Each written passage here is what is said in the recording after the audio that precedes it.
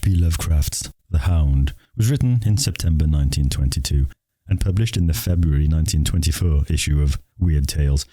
The story includes the fictional text, the Necronomicon, for the first time. It revolves around the narrator and his friend St. John, who have a morbid interest in grave robbing, and set up a private exhibition of their souvenirs in their basement. The collection includes headstones, preserved bodies, skulls, and several heads in different phases of decomposition, as well as statues, frightening paintings, and a locked portfolio bound in tanned human skin. The Hound is considered a gothic horror story, featuring elements such as grave robbery, ghostly voices, and a supernatural creature. I'm Christian Bravery. You are listening to Savage Bites, and this episode of the Masters of Weird series is entitled The Hound. Before we go ahead with that, if you could just like and subscribe, I'd be really grateful. It really helps me. Now, on with the story. 1. In my tortured ears there sounds, unceasingly, a nightmare whirring and flapping, and a faint distant baying as of some gigantic hound. It is not dream. It is not, I fear, even madness, for too much has already happened to give me these merciful doubts. St. John is a mangled corpse. I alone know why, and such is my knowledge that I am about to blow out my brains for fear I shall be mangled in the same way. Down unlit and illimitable corridors of eldritch phantasy sweeps the black, shapeless Nemesis that drives me to self-annihilation. May heaven forgive the folly and morbidity which led us both to so monstrous a fate, wearied with the commonplaces of the prosaic world where even the joys of romance and adventure soon grow stale. St. John and I had followed enthusiastically every aesthetic and intellectual movement which promised a respite from our devastating ennui.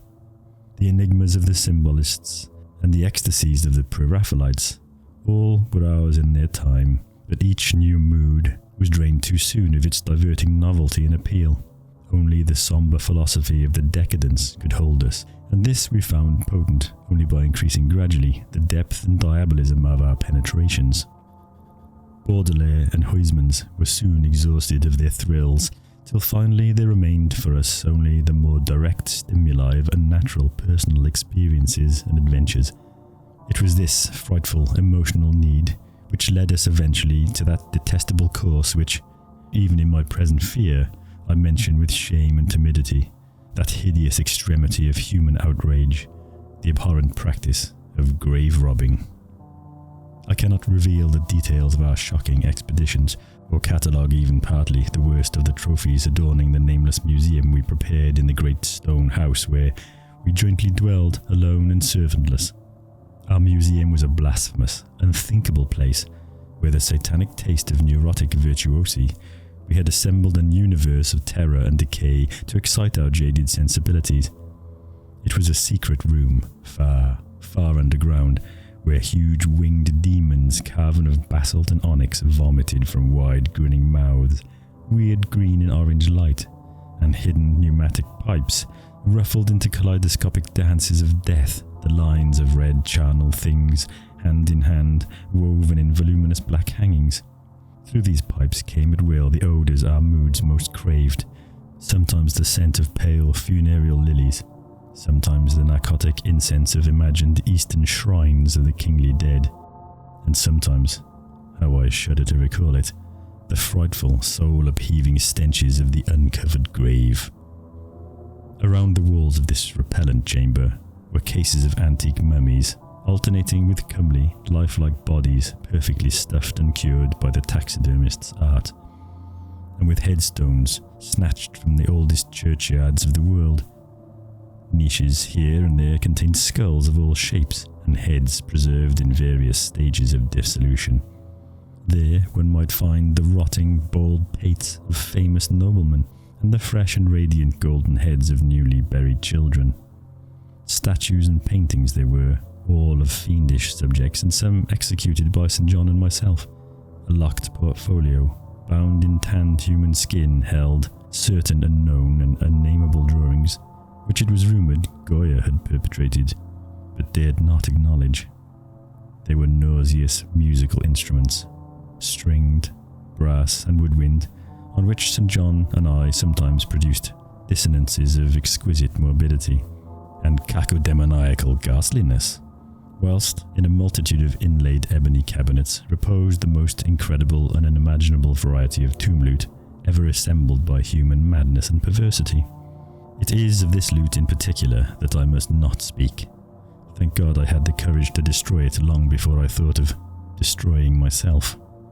The predatory incursions on which we collected our unmentionable treasures were always artistically memorable events. We were no vulgar ghouls, but worked only under certain conditions of mood, landscape, environment, weather, season, and moonlight. These pastimes were to us the most exquisite form of aesthetic expression, and we gave their details a fastidious technical care. An inappropriate hour, a jarring lighting effect, or a clumsy manipulation of the damp sod would almost totally destroy for us the ecstatic titillation which followed the exhumation of some ominous grinning secret of the earth. Our quest for novel scenes and piquant conditions was feverish and insatiate. St. John was always the leader, and he it was who led the way at last to that mocking, that accursed spot which brought us our hideous and inevitable doom. By what malign fatality were we lured to that terrible Holland churchyard? I think it was the dark rumour and legendary, the tales of one buried 5 centuries, who had himself been a ghoul in his time and had stolen a potent thing from a mighty sepulchre.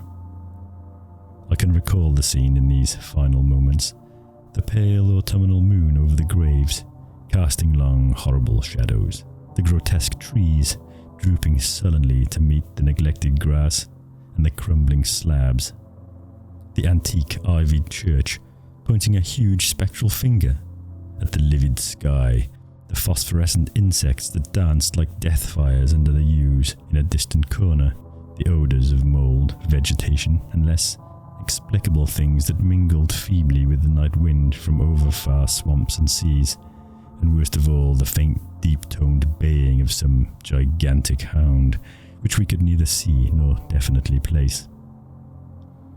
As we heard this suggestion of baying, we shuddered, remembering the tales of the peasantry, for he whom we sought had centuries before been found in this self-same spot, torn and mangled by the claws and teeth of some unspeakable beast.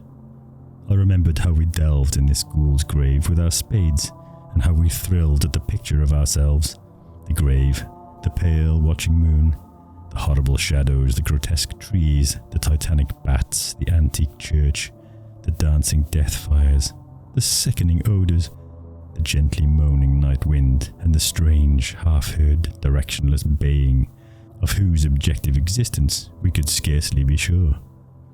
Then we struck a substance harder than the damp mould, and beheld a rotting, oblong box crusted with mineral deposits from the long, undisturbed ground. It was incredibly tough and thick, but so old that we finally pried it open and feasted our eyes on what it held. Much, amazingly much, was left of the object despite the lapse of 500 years. The skeleton, though crushed in places by the jaws of the thing that had killed it, held together with surprising firmness, and we gloated over the clean white skull and its long, firm teeth, and its eyeless sockets that once had glowed with a charnel fever like our own. In the coffin lay an amulet of curious and exotic design, which had apparently been worn around the sleeper's neck. It was the oddly conventionalized figure of a crouching winged hound or sphinx, with a semi-canine face, and was exquisitely carved in antique oriental fashion from a small piece of green jade. The expression on its features was repellent in the extreme, savouring at once of death, bestiality, and malevolence. Around the base was an inscription in characters which neither St. John nor I could identify, and on the bottom, like a maker's seal, was graven a grotesque and formidable skull. Immediately upon beholding this amulet, we knew that we must possess it, that this treasure alone was our logical pelf from the centuried grave. Even had its outlines been unfamiliar, we would have desired it, but as we looked more closely, we saw that it was not wholly unfamiliar.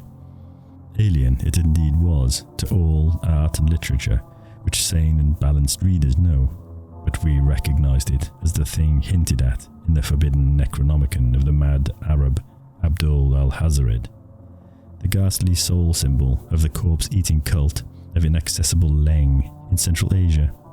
All too well did we trace the sinister lineaments described by the old Arab demonologist. Lineaments, he wrote, drawn from some obscure supernatural manifestation of souls of those who vexed and gnawed at the dead.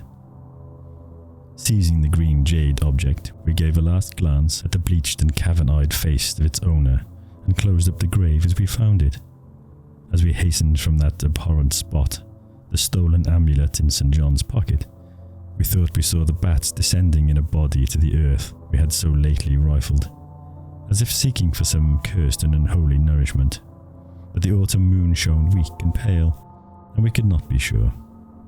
So too, as we sailed the next day away from Holland to our home, we thought we heard the faint distant baying of some gigantic hound in the background, but the autumn wind moaned sad and wan, and we could not be sure. 2. Less than a week after our return to England, strange things began to happen. We lived as recluses, devoid of friends, alone and without servants in a few rooms of an ancient manor house, on a bleak and unfrequented moor, so that our doors were seldom disturbed by the knock of the visitor. Now, however, we were troubled by what seemed to be frequent fumblings in the night, not only around the doors, but around the windows also, upper as well as lower. Once we fancied that a large opaque body darkened the library window when the moon was shining against it, and another time we thought we heard a whirring or flapping sound not far off. On each occasion, investigation revealed nothing, and we began to ascribe the occurrences to imagination alone. That same curiously disturbed imagination which still prolonged in our ears the faint far baying we thought we had heard in the Holland graveyard. The jade amulet now reposed in a niche in our museum, and sometimes we burned strangely scented candles before it. We read much in Al-Hazred's Necronomicon about its properties, and about the relation of ghouls' souls to the object it symbolized, and were disturbed by what we read. Then terror came. On the night of September the 24th, I heard a knock at my chamber door. Fancying it St. John, I bade the knocker enter, but was answered only by a shrill laugh.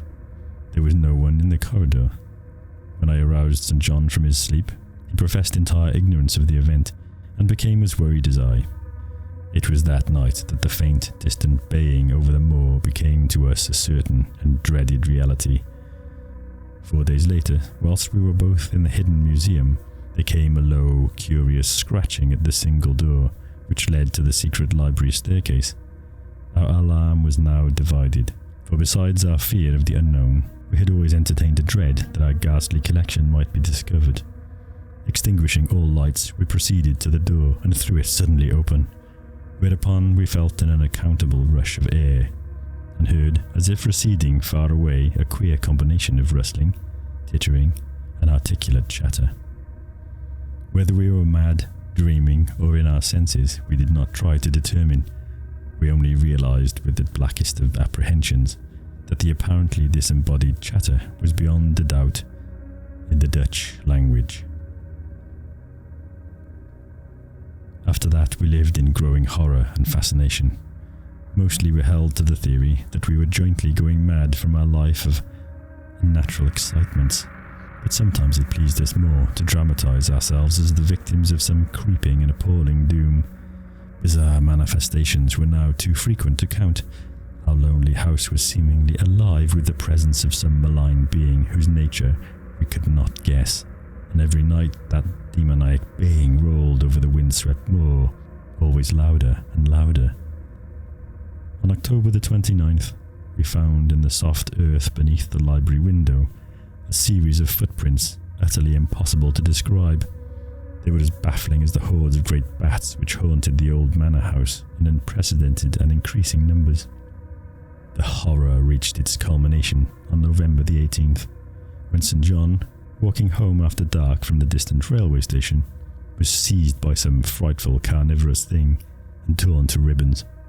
His screams had reached the house, and I had hastened to the terrible scene in time to hear, a whir of bat wings, and see a vague black cloudy thing silhouetted against the rising moon.